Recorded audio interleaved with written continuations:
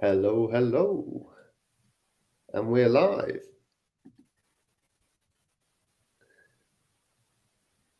We'll give a few minutes. We'll give a few minutes to allow people to join.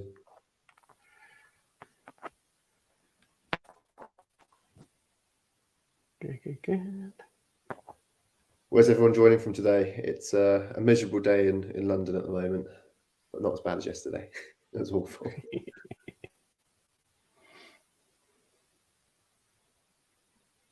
As I was saying earlier, we've had a couple of bad days recently, but the sun's shining for us today, so that's good news. The perks of living in Gibraltar. Yeah, absolutely. So, sorry, not sorry. Yeah, exactly. Yeah, I'm not even. Don't really sympathise when you only had a couple of days of bad weather. It's been the last month for me. Makes you feel a little bit better. Holly, miserable in Manchester too.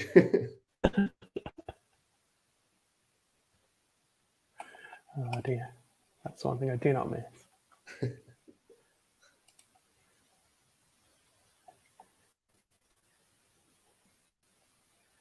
Hey, got Rebecca on my team. I thought so. I think I had it yesterday. I think Rebecca popped up on the yesterday's webinar with Shannon. That was all about the retail world. Fantastic, awesome individual. There you go, Rebecca. Come here for a shout out.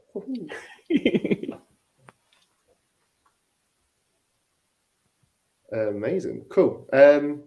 Shall we jump in?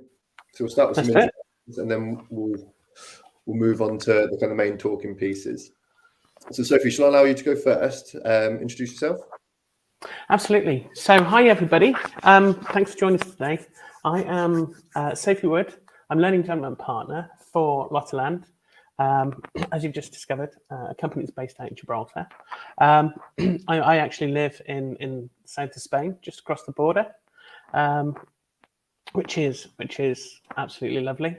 And I've been working in our industry since 2015, and that industry is the online gambling industry. Prior to that, I used to work in the UK for UK policing. So I worked for a police service area, which is West Mercia Police in the centre of the country. At the time, we were allied with Warwickshire Police. And I was a trainer there, delivering courses around intelligence collection, national information and intelligence systems. And the highlight of my policing career was in 2011, I delivered national training for a police intelligence system called the Police National Database. And it was during that secondment to what is now the College of Policing / Home Office that I actually kind of came out as Sophie and transitioned. So that's a little bit about me. Amazing. And from my side, a little less impressive compared to that, but so I'm Ryan. I'm part of the sales team here at Thrive. I've been here for about 2 years. I've got about 4 years experience in the L&D vendor side of things. And I think today I wanted to give a quick introduction of why I wanted to set up this webinar. So Sophie, you've been a customer, you joined as a customer earlier this year.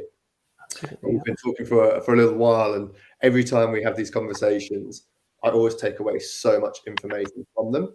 So I wanted to kind of publicize this, and I thought all these kind of ad hoc conversations that has come from the genuine curiosity, I thought how amazing would it be to kind of actually structure one of these conversations and actually share it with our networks.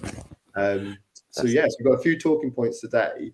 And I think it'd be great to kind of start kind of with the gambling industry as a whole. What kind of challenges you face? Now, I imagine a lot of this can be quite transferable to other sectors, and I'd be interested to hear if anyone in the chat what kind of work you do. But yeah, Sophie, it would be lovely if you could start us off by talking a little bit about what challenges you've seen working in the gambling industry with L&D. Fantastic. Well, I mean, first off, I've worked for kind of three organisations in the gambling industry out here, and my current company, Lottoland, is a provider of excellent lottery products for people all around the globe. And it's products that I'm really kind of enthusiastic and proud about. And so the whole kind of ethos or principle of our product provision is kind of enabling, well, breaking down international barriers. So we enable people in country A to actually play, a national lottery, for example, in country B.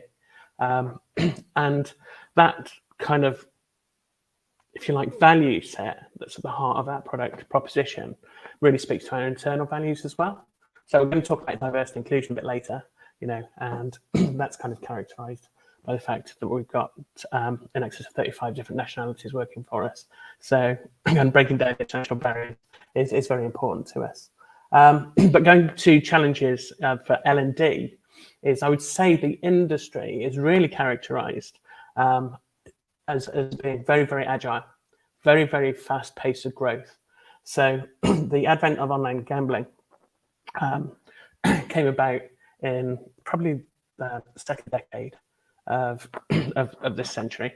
And so you had traditional kind of gambling companies with retail estates around different countries. So if you're UK based, you'll recognize kind of classic brands like Ladbrokes, Coral, and William Hill, for example. So they kind of caught on to the online gambling opportunities that are out there. So companies kind of aggregated, moved themselves to different locations around the globe, one of which being Gibraltar. And the companies have been very successful. Growth has been really quick. And so if you take a company like Lottoland, for example, that I'm working for at the moment, it's really difficult at times for us to keep up with that pace of growth. So when you talk about L&D challenges, you're talking about working in a culture that's kind of almost constantly trying to catch up with itself, because we're constantly introducing new products into the marketplace, responding to the needs of our customers. The pace of work at somewhere like Lottoland or Entain, where I worked previously, is so fast and hard. We've got genuine quality people, people I consider geniuses to be working for us. And they're absolutely passionate and committed to their roles. And so the big challenge, because I'm rambling, the big challenge is time. Is when have people got the time to engage with learning, development, and personal growth? And that's a challenge that is kind of ongoing for me and my L&D team at the moment. But it's a challenge that we're relishing. And it's causing us to be really kind of creative in our thought processes and our planning for next year in 2023. So, and we're going to speak more about that later, which I'm really excited about. So no spoilers at this point. Amazing. And that probably brings us on to the next side of things, which is fast growth, very diverse workforce. I guess one other kind of challenge I've kind of see was also spread a lot across a whole industry, but it's seen that L&D is seen as not really a revenue generating, it's more of a pure cost type of function. In your experience, maybe not necessarily at Lottoland, but how are you kind of dealing with, or how have you dealt with in the past, people or executives that might be a bit more short-sighted on things like return on investment for? It's a very real issue. As I say, these companies that I work for are characterized by their financial success and their very fast kind of economic growth. So several of these companies I work for are in the FTSE 250, now FTSE 100. Next in the UK, for example, if I'm talking about Entain and companies like Flutter.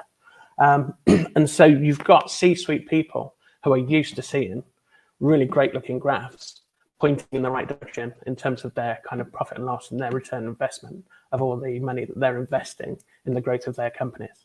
And you're right to identify L&D kind of HR is very much perceived as a cost department.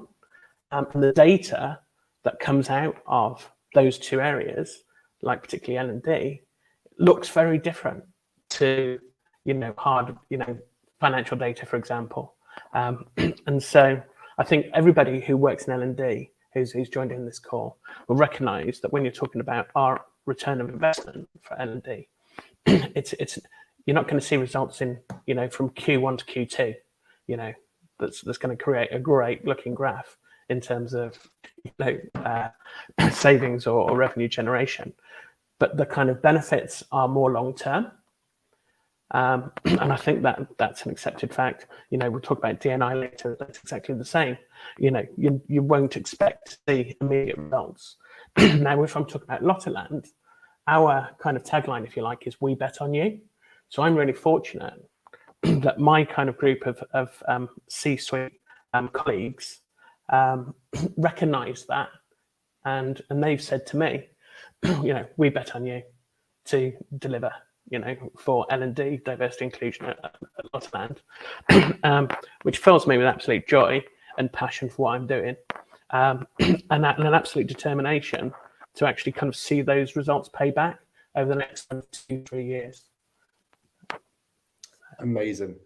Perfect. So thanks for setting the scene for us. And I guess this kind of segues quite nicely into how you're starting to deal with these agile workplaces, fast growth, people globally diverse and geographically spread, which I appreciate is probably quite a large question to ask, but I'd love to understand a bit more about how you're approaching these types of challenges at Lottoland today.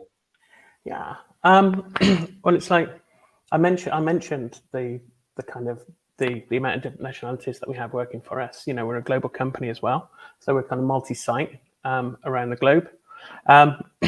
And the challenges of having kind of people from many different cultures all working together is everybody brings their own kind of mindset, towards things like learning development, in terms of, and quite often my experience is people's perception of learning development is very kind of what I would term traditional, very kind of, formal. So people's experience with L&D in their lives will generally kind of speak to a classroom experience, where kind of time is taken out of the business in a very kind of formal way.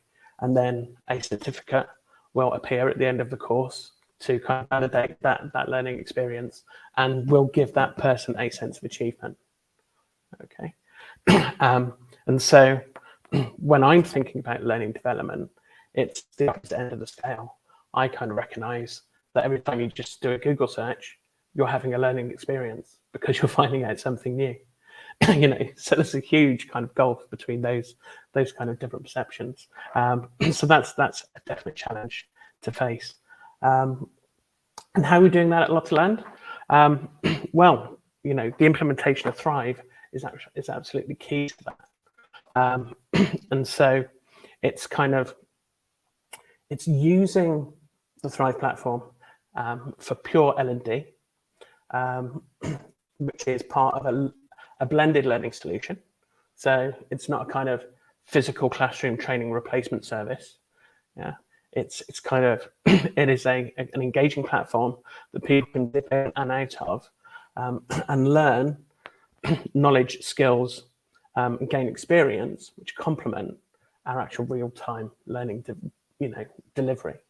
So the challenge in Lottoland is up until October, I've been a team of one in terms of delivering L&D across the organisation, and that's really challenging in terms of time constraints when you consider the scope of my role. So I'm really kind of excited now that I've got a great team of people behind me. So 2023 is really about getting into business, kind of providing learning solutions that are tailored to individual teams, and really replicating. What I'm looking forward to doing is replicating what we did when we launched diversity inclusion into Lottoland. So, and that is going out and speaking to our people. Okay, one of the kind of pitfalls that I fell into when I launched Thrive was part of me perceived it as a replacement for our old LMS, which people didn't really engage with.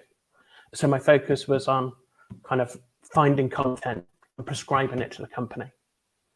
And kind of that pitfall is, it's my perception, due to time constraints, the pressure of kind of delivering a project, according to cost, according to the times of the project, getting it over the line, is that it's generally my perception of what good learning is.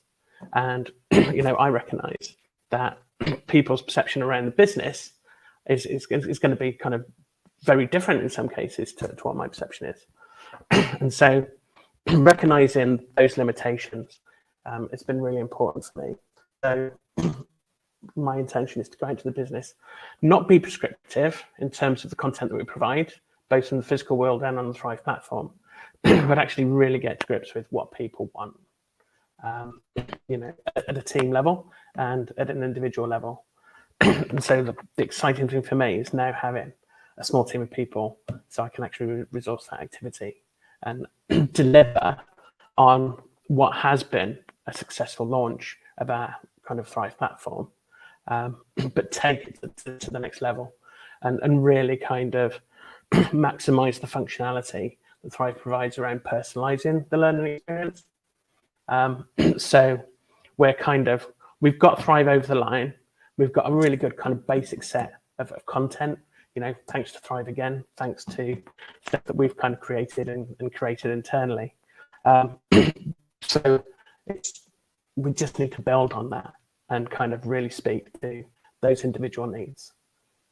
Amazing. And outside of being allowed to grow your team, I mean, how involved are leadership? Do leadership offer any support with your kind of vision for, especially going into 2023, and how you're looking to expand on what you've already kind of set the foundations of? How does leadership support you with this? So the support from leadership is kind of, first and foremost, okay, so tangible support. I've actually been able to expand my team. So I came in, I had a plan, had a group of people who have been exclusively focused on supporting our operational needs within the business. And I thought, I want these guys to be doing a bit of that, but I want them to be pivoting out towards, satisfying other departments within the organization and really adding value. And that, those ideas have come to fruition in a very short amount of time. And that wouldn't happen without the support of my boss and then her colleagues, as I say, in the what we call our CXO, our C-suite. I've had some brilliant engagement experiences with leaders throughout the business. So I've kind of done physical workshops with our leaders in our finance department, in our business intelligence department, and our people's operations team, and our compliance and legal teams. And those sessions have been led, first and foremost, by the leaders of those teams. So you've got visible leadership, present in those kind of, team groups. And kind of that visible leadership and that presence and that commitment to engaging, to kind of with the intention of improving kind of communications with teams, establishing value sets within teams. That kind of visceral, visible leadership is exactly what you want in terms of support. I hope that answers the question.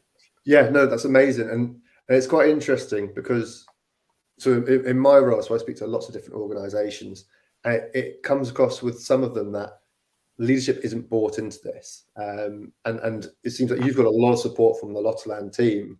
I guess how you got there, I remember when we first spoke, so you're very, very firm with what your vision was, and managed to get people on board to help support you with this. And it's now testament to what you've achieved. And now the L&D team at Lottoland is now growing. I guess. Absolutely. So go on. No, I was going to say, just to put it into context, I'm nowhere near where I want to be, Sure. on that journey and vision. It's really important to recognize the reality of our situation, that we're kind of, we're still in the early adoption stages. We weren't live with Thrive and, at the end of April this year. And so I've started with some great engagement, which I've kind of highlighted to you, but that's just a portion of the business, and if I want to achieve my vision, I've got to hit the whole business. So I just want to set that context, we're on that journey, and we're not saying we've done it, hurrah, go. I think none of us are there, are we? We're always kind of chasing that next objective. Absolutely. In terms of people in the audience today, I'd love if you've got any advice for people that might be in that kind of boat of, I don't have my leadership or my C-suite involved, or really driving us behind us. How would you start to encourage people to get involved with the C-suite and how to incorporate them into their strategy? I think if I'm talking specifically in terms of, say, implementing, a great platform like Thrive, it's kind of you need to find kind of context and support with kind of key figures in the business. Now, we are, as I say, very fast agile company. We are constantly kind of pivoting, changing, introducing kind of new technology, new products into the marketplace. We've got a very strong kind of PMO function, at Lottoland, our project management people who sit really at the heart of the business and really are key to driving loads of different initiatives forward. So one of the key successes for me was actually to getting in with those guys and actually got one of their most brilliant people, Carol, on board to actually help us implement Thrive. And that kind of really helped to embed the concept of, not just Thrive, but learning and development, into the heart of the business, rather than being kind of looking at the sidelines in HR, for example. So that's one side. The other side is you've got to use your sales skills. You've got to be a really good negotiator, influencer, and actually kind of sell your vision, sell your ideas into the decision making elements of your organization, which ultimately usually ends up as being your C-suite. And a couple of times I found myself in the boardroom, kind of presenting what I want to do, what my plans are. And, fortunately, I've achieved quite a level of success with that. So I would say it's still very early days, but you've got to put yourself out there. Advice to people who are starting out, who may have a more kind of resistant culture, then you need to be tenacious. You need to be resilient. You need to really kind of hold on to what you're doing is right, but also kind of make sure that you're aligned with your business and the values of the business, the brand of your business. So when you're presenting things to decision makers, focus on using the language that they understand. Focus on, using the tone of voice, that your company communicates with, because every little kind of mechanism that you employ to, in terms of how you present your communication is just going to open a mind to accepting, what you want to deliver. Amazing. And that's quite a nice segue into the next slide that we wanted to discuss, which was, what does L&D look like? And I appreciate you've covered an element of this, but it'd be great to see it. So appreciate, obviously, you're using Thrive, but if there's any other tools that you're using at the moment, perhaps we can start to touch upon things like your immediate priorities. You've spoke about things like El Gordo, and I will break this question down in a second. I'm not going to I would also love to talk about things like, looking forward to 2023. What does that vision look like? I appreciate we've got some of your team in the chat today. I'd love to understand a bit more about your team structure, what that looks like, and what you guys are focusing on at the moment. I think the exciting thing for me is the implementation of Thrive so far has brought so many kind of learning experiences, to me. I've got an opportunity to actually kind of realize the benefits of that learning and put it into practice. So I alluded to this earlier on in our chat, where I kind of said I had a real focus on getting content onto the system, because I was really kind of, want it to be kind of success and have loads of stuff for people to engage with. But the very nature of doing that, I was being very prescriptive to the business. And so when you're being prescriptive, as I kind of said before, you'll kind of hit the mark with some people, but you'll kind of completely disenfranchise, others. And so the challenge is, how do you actually kind of engage, maximize your engagement with the whole workforce? So set that against the kind of really fast-paced, agile, kind of very talented workforce who really kind of, and like most kind of commercially driven companies, we're leanly resourced. So people work really hard for us, and we really appreciate that. So it's kind of finding that point of connectivity, things that people are actually going to kind of bite onto. The first success that we had was our guy who created our employer brand this year. I've mentioned the tagline, "We Bet on You." I've got involved, with our Thrive provision and really started to utilize our kind of homepage on Thrive to deliver some really great branded message involving people in the business talking to each other. And that's really kind of started to realize the benefits that I wanted Thrive to realize. And that is kind of making connections with each other across the company outside of our core teams. So all of the surveys we do with our people, the feedback keeps coming back. We're brilliant in our teams, but we work in silos, and that's been survey after survey. We get that feedback. And so when I was looking at Thrive as a solution, I thought, here's an opportunity. Here is some really great functionality to help people make those connections. Not so long ago, Lottoland was a startup, and so everyone knew each other, and there's a real kind of genuine family feel to the business, and people just had that human connectivity that really makes people aligned in terms of achieving the goals that the business wants them to achieve. And that's been the ingredient, one of the magic ingredients of Lottoland's success. But as you grow, then those connections are more difficult to maintain. And so you need to so I've identified we need to address kind of re-establishing those connections.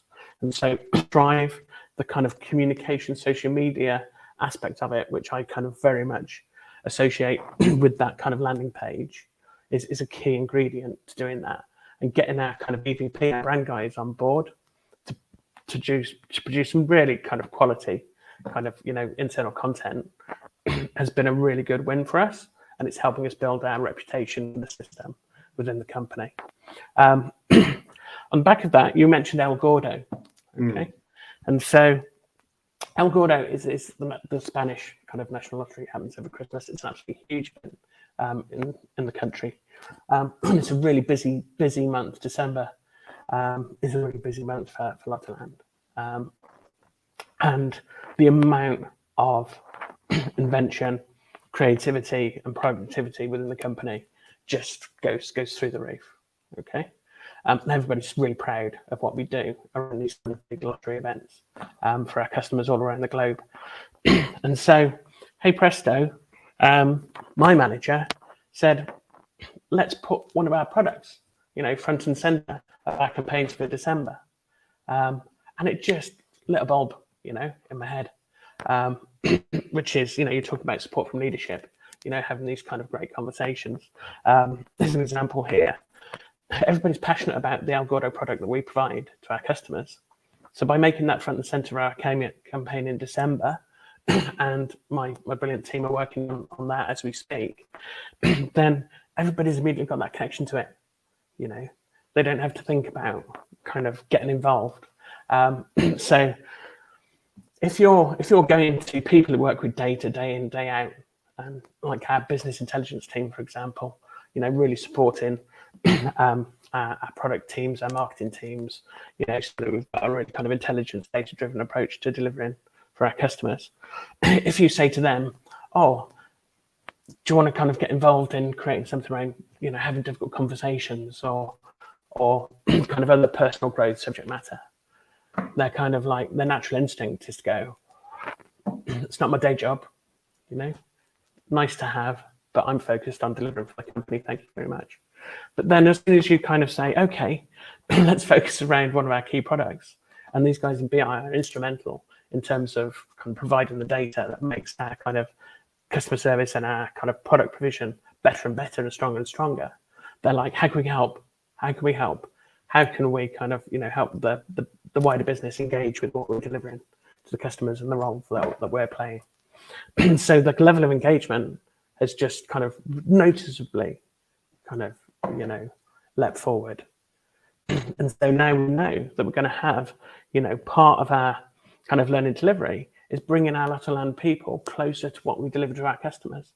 So, if you work in finance, if you work in HR, if you work in legal compliance, you may go through your whole working life and never actually, experience playing one of our kind of lotteries in you know, in any other country around the globe. You know? Amazing. And it really creates that sense of camaraderie, right? Like everyone kind of mucking in together. Absolutely. And it's all about as well, kind of aligning our internal employee values with the value proposition that we're giving to our customers. Yeah. So, so, you know, that I'm really excited for that in December and for, 2023. Yeah, no, amazing. And I guess with that kind of looking forward then, setting the foundations this year, so looking at that kind of vision for next year. I mean, what's some of the, I appreciate probably there's a lot going on, but I mean, what's your kind of your key takeaways for next year that you're really looking forward to kind of introduce to the business? So we're going to have a big focus on kind of management support, learning, which we kind of started to deliver on in Q4 this year. So it's kind of with a fast-moving, fast-growing company. Structures appear really, really quickly. People who are absolutely awesome at their job suddenly find themselves kind of taking a step up and looking after people. And then all of a sudden it's like, okay, I need a different skill set to actually kind of support this role. But not just those kind of, managerial kind of soft skills, people skills, but also real practical stuff. It's like, how many times have you started a job? I've joined organizations as a manager, so I'm looking after a team of people. Somebody has a long-term absence. Somebody, is requesting paternity leave. Somebody is looking for an internal move in the organization. Somebody is underperforming, and then you have to go as that manager. You end up spending loads of time trying to find the right areas, of the business to support you and what you need to do. Is there a form for this? Which department do I need to support me in this? These are all really real problems that are faced by managers. And when you're in a kind of really fast-paced, leanly resourced environment, you need that kind of go-to support that you can just reach out and touch and bring into it. So part of our kind of focus for next year is supporting our managers, not just in that kind of soft skills and personal growth journey, having difficult conversations, but also kind of, creating procedural infographics, creating a management toolkit for absolutely everything that could possibly happen, with regards to people management at Lottoland. So we want to look after our managers because everybody will benefit from that. We're going to be focused on driving forward our efforts to kind of really get into producing an inclusive culture as part of our kind of big bets in D&I, DEI next year. And we also want to explore being smarter with the way we support our leaders, our senior leaders in the organization as well. So creating learning experience that are kind of more bespoke and more stretching. So amazing. Amazing. Thank you so much. And before we move on to personally one of my favorite topics that I like to discuss with you. So we have had a question in the chat. So in about 10 minutes, we have got a Q&A session coming up. So it probably is now a good time to kind of encourage anyone to put forward any questions that we have. So we were about to talk about DE&I, but I'd love it if you've got any questions. We will answer them in the next 10 minutes or so, just before we kind of go into that. But yeah, so on to the kind of next topic would be, how does Lottoland approach DE&I, and I guess why is that important to people? I guess to start this conversation. Now, from our conversations, you approach DEI differently, and as part of a minority group, I'd love to understand, how does that impact your approach to DEI? So I've experienced kind of what I kind of call kind of corporate diversity inclusion kind of models, schemes, both in the public sector and in the private sector. And one of the things I've noticed as a trans woman, striving to kind of, succeed in my professional career. That not all of those kind of, what we traditionally, kind of think about, corporate D&I kind of engagement models has actually made a blind bit of difference to my life in the workplace. When I'm talking about traditional models, I'm talking about things like people say have policies and procedures in place, have great kind of, engagement, have your diversity and inclusion calendar so that you're kind of celebrating different things. That stuff is important. And that can really be, in of themselves, they're really strong in attracting diverse talent. It's a really good way of signaling your values and your intent to prospective people and people who are currently working in your organization. And against a backdrop, particularly in the UK, of kind of, trans hostility, then policy and procedure in terms of workplace protections is going to become increasingly more important. And that's just an unfortunate state of affairs. But going back to my personal experience as a trans woman trying to kind of make a success of my working life, the thing that impacts me and has impacted me, whether working in the police service, working in the gambling industry, is the culture that I'm in. The way the people around me interact with me and treat me, basically. So I've worked in an organisation which has, for all intents and purposes, absolutely belt and braces approach to D&I.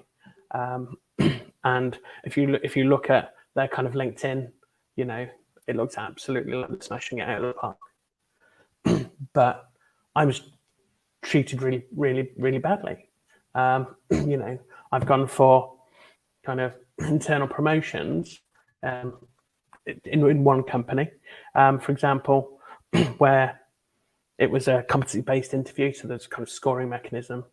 I became top of the pile in terms of candidates, in terms of the application, the interview process, scored the most amount of points, was the preferred candidate of the hiring manager and of the people team, and still managed not to get the job because somebody else slightly higher up just wanted to place somebody else into that role for whatever reason, whatever motivations they had. So those are really negative experiences that are fairly typical, unfortunately, for people who are a minoritized group in a lot of kind of corporations.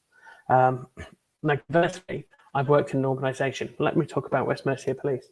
At the time when I transitioned there, it was kind of pre-social media, pre-information around stuff. The internet had just kind of was gaining traction within the business. When I started at West Mercia, we just introduced email as a communication method, just to put it into technological context. But I had a great experience working at West Mercia Police on the whole, because of the people that I worked with in my team, because of their attitudes towards me and towards themselves and their own personal growth. So that I worked with a group of people who kind of took it upon themselves to educate themselves around, kind of what it means to be transgender. People who kind of would just treat me as the colleague that I was before I actually came out as trans. And were just really, really supportive. So I speak often, and when I write about diversity and inclusion, transphobia and kind of anti-trans sentiment has a big impact on my life, certainly on my mental health. And it's like most of those anti-trans sentiments stem from genuine kind of ignorance. People just have fear of the unknown, and that ignorance is often willful. People don't want to go there. It takes discretionary effort for people to actually empathize and actually kind of cognitively think about something. And people just aren't prepared to do that in the main. That's been my experience. So working with a group of people who actually do make that discretionary effort and do kind of show empathy, then that is just so valuable. And that's the culture that I want to help grow at Lottoland. Now, it's like, I work in Gibraltar, we've already identified that. But most people who kind of work in Gibraltar have moved to Gibraltar, okay? So you're talking about a group of people that have something in common, yeah? So everybody's had the courage to leave their home countries and their home lives and make a new life somewhere else. And that's a great starting point for having an open mindset to accepting difference. So at Lottoland, we've got a really great kind of de facto culture in terms of, you know, accepting people at difference. But what I want to do, and what I think is important, and the message I want to give to people around D&I, is focus on the I. The inclusion piece is absolutely critical. So let's take an expression that's banded around in D&I circles with the greatest of intent, and that is bring your authentic self into the workplace. Now, the origins of that statement really kind of, you know, is a genuine kind of intent to support people like me in minority rights groups, not to hide themselves in the workplace. But when you actually kind of apply it to your wider workforce, it's like, well, do you want people to bring their authentic selves to work? You know, if I've kind of got somebody who's kind of working, you know, in my vicinity, and they are kind of far right wing, you know, ideology people who really hate on LGBTQ people, then I don't want that authenticity, you know, work in the workplace. And you've got this kind of interesting continual battle, haven't you, between freedom, protection, discrimination, and freedom of expression, which, you know, they're kind of competing human rights, and you see it all over the globe, particularly in the States. And the one thing that arbiters what's acceptable in any kind of given work situation is the values of your company. And so to create your inclusive culture, I'm getting to the point, Ryan, don't worry, is you've got to live and breathe the values of your company. That's the arbiter of behaviour, of creating that psychologically safe space. So when I've mentioned kind of doing workshops with those teams earlier and how excited I am to widen that work in 2023, that's actually talking about our values as a company out loud, and actually people viscerally contracting behaviours amongst themselves and saying, how are we going to treat each other? What's acceptable? What's not acceptable? Yeah, because if you're in a peer group and you want to challenge some inappropriate comment that denigrates, you know, somebody's identity, for example, it takes courage to be that person to say, oh, that's not on. You know, that's not what we're about. It's not, you know, human nature is to stay quiet.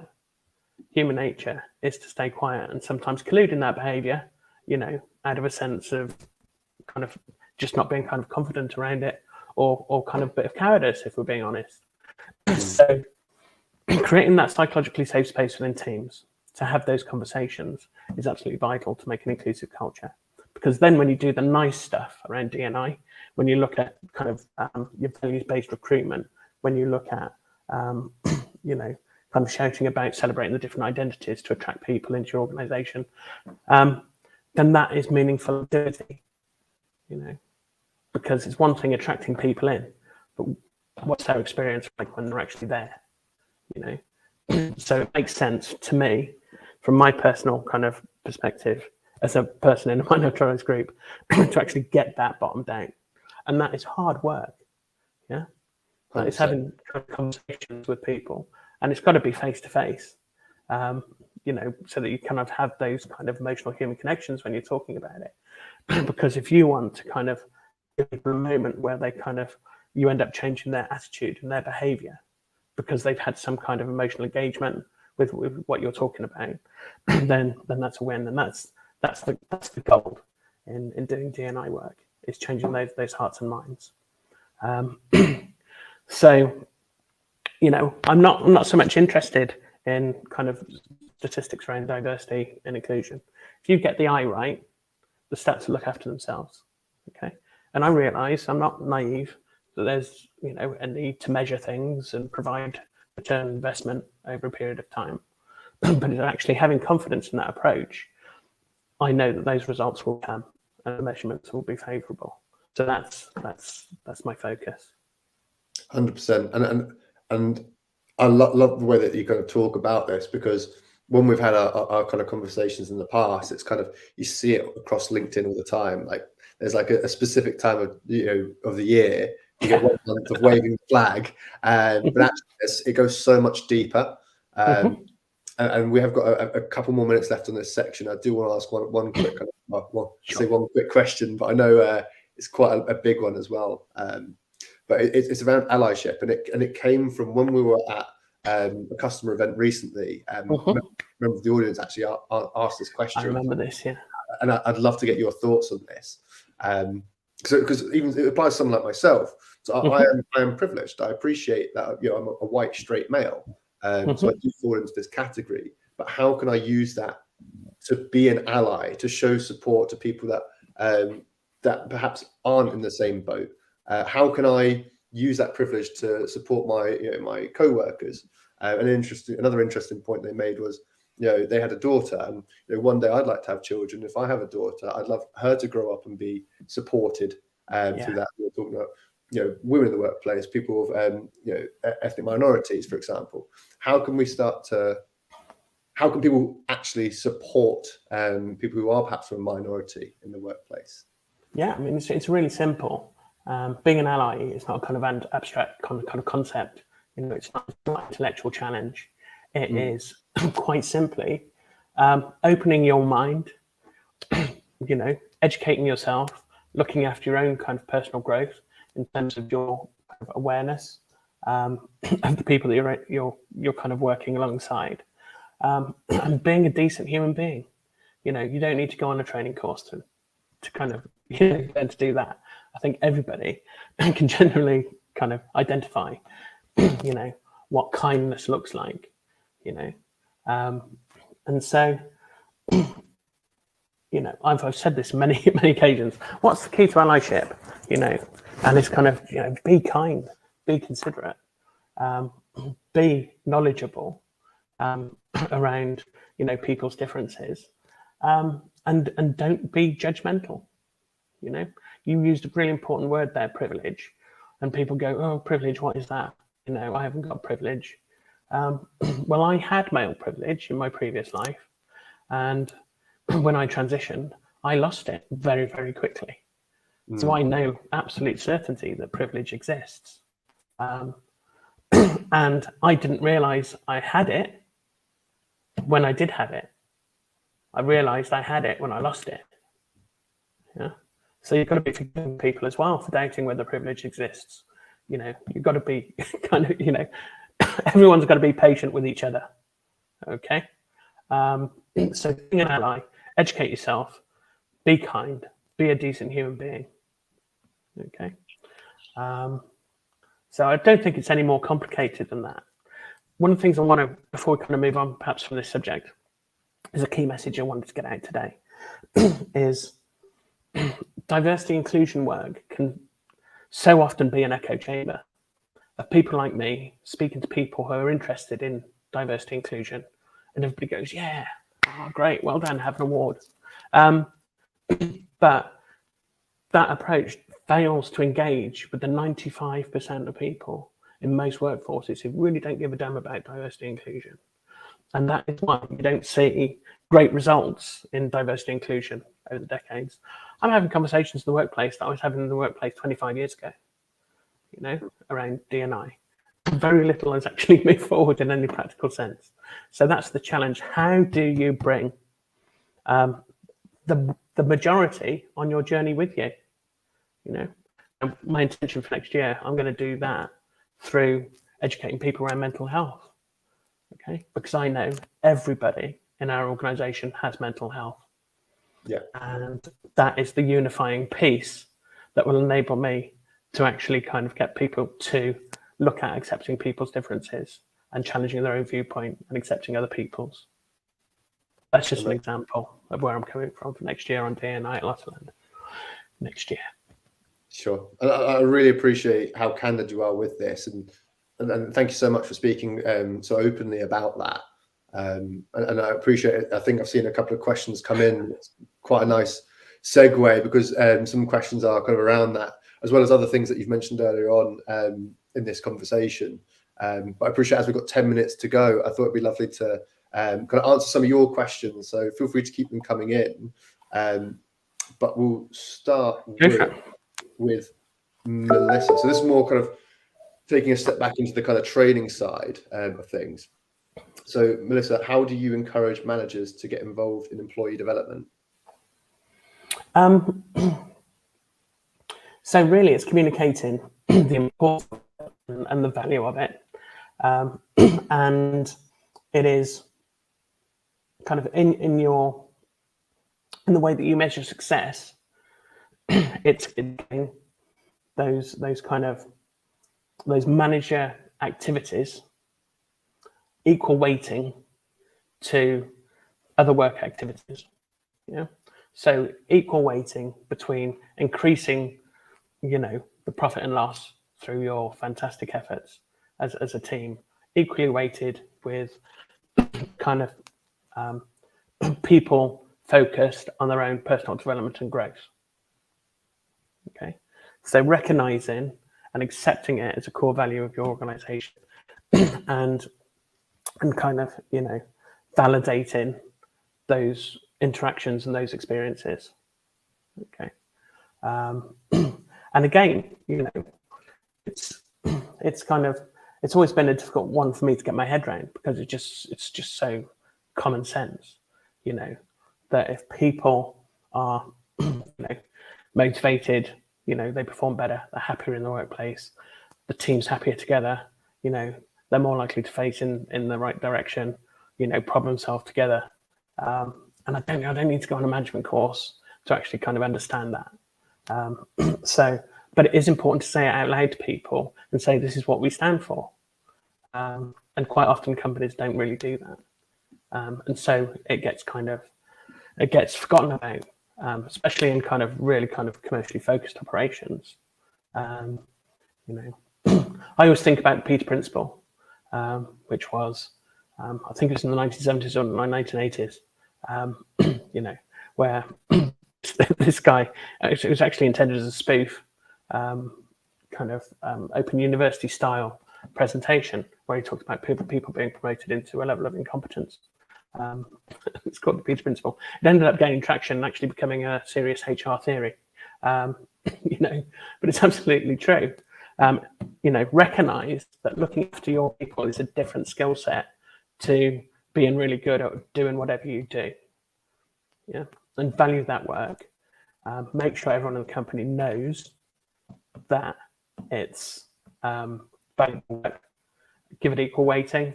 Reward it in the same way as you reward kind of financial results. Sure, absolutely, brilliant. I hope that answered the question. Yeah. The next question we have is, culturally, what barriers have you experienced with the shift from your old LMS/classroom learning interactions to the balance of self-study with Thrive and follow-up Q&As and debriefs? That's a really good question. And it's like if I reflect on the previous learning management system that I encountered when I joined the company, I've said this to you before, Ryan. In terms of engagement, I think in the last 2 months before it finally got decommissioned, we had, I think it was 8 logins into that learning management system. 50% of those logins was me logging in to see who logged in. Yeah. So now with Thrive, even though it's real kind of takes a lot of effort and persistence to kind of really kind of have an impact on people's thinking about L&D in a cultural way, which we recognize is that it's a long-term goal. But for example, last month, 87% of the business logged on to Thrive. Viewed something, took something away from it. Okay, so the kind of, if you're talking about kind of engagement success at a kind of high level, that's amazing, isn't it? From practically 0.something% to in excess of 80% on a monthly basis. Okay. The barriers, in terms of doing some of that great stuff that the question is talking about, is still there and still very present. How do we overcome those barriers? It's actually making the e-learning, the kind of content we put on Thrive, complementary to the physical learning interactions, and always making sure that we're kind of covering our bases in terms of who we're reaching out to. Okay, so there's many different ways you can communicate something. Sometimes you need to have a face-to-face interaction.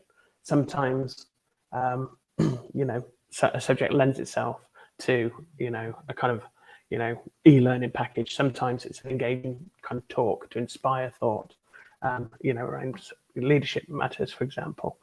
And so the kind of solution to breaking those barriers is making everything work alongside each other and complement each other. So that, I mentioned earlier, Thrive's not a physical learning replacement experience. It's part of a blended learning solution. Amazing. And last question. So probably got about 3 minutes left to answer this one. So from Melissa again, what advice do you give to employees who don't feel as though they can be their true selves in the workplace? What advice would I give is find a friend. Find a person in your organization that you actually have a connection with. So ideally, there'll be at least one person you would hope statistically that you actually work with, who you can actually kind of say things out loud to. Okay. And if you don't have the confidence to approach one of your work colleagues, turn to the resources in your kind of family and friends groups. Yeah. I would say highlight the message that you want to get out there, and do it in a safe space with somebody that you've got implicit trust with. And then use that support to inform kind of positive action in the future. Utilize also the structures that should be within your workplace. So supportive departments such as, the people team or HR, however you term them. Look at your kind of policies and your procedures. Be confident that you're kind of knowledgeable about your kind of workplace protections, and your rights. But you've got to problem solve it. You've got to take action. Okay. Because if you don't, then you're going to experience low mental health. Okay. And the only way to get out of, for example, a period of low mental health is to actually take physical action and face the future. Okay. So, because once you start looking to the future, you actually introduce the most wonderful word in the English language, which is hope. And that's what you need to move forward. But you've got to create that for yourself at times. Lovely. Amazing. It's not easy. It's tough, right? Mm-hmm. And look, so I appreciate we are coming up to time. So I wanted to kind of say a massive thank you. I think we'll pause there.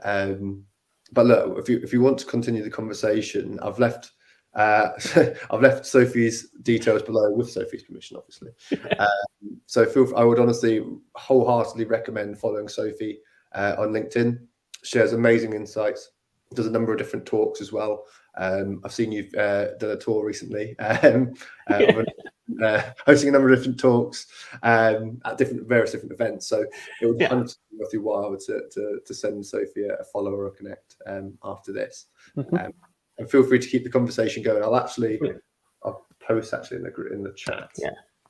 And just to underscore that, Ryan, it's like I get no better enjoyment from life from supporting somebody else who is going through similar experiences to the ones that I've experienced, So even if you can kind of help one person, then in terms of return on investment, then that's enough for me. So people do need to reach out because they need a safe space to talk about things, or just a bit of advice, whether it's from a corporate perspective, a personal perspective, around kind of, gender identity issues, then please reach out. Amazing. Thank you so much, everyone. And thank you so much, Sophie, for joining us. I hope everyone has a lovely day and enjoy the rest of your week. Thank you. And thanks for the opportunity, Thrive, and Ryan. Cheers. See you later. All right. Cheers. Bye.